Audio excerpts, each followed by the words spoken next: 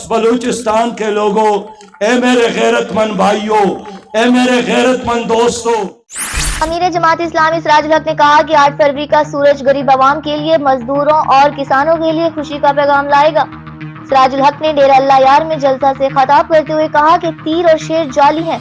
इन्होंने कहा कि बलोचिस्तान वालों, अपनी किस्मत का फैसला वोट के जरिए करो, गुलामी की जंजीरें तोड़ दो। 8 फरवरी का सूरज जमात इस्लामी और अवाम की कामयाबी का दिन होगा। सिराजुल हक का कहना था कि सूदी निजाम का खात्मा करके इस्लामी निजाम कायम करेंगे, कश्मीर और फलस्तीन के मजलूमों को आजाद करेंगे। कानून को लूटा, बैंकों को लूटा, PIA को लूटा, रेलवे को तबाह किया, PTCL को तबाह किया, वापडा को तबाह किया, और उससे बढ़कर आपके जेब पर डाका डाला है। हम इन तमाम लुटेरों को जेल में डालना चाहते हैं।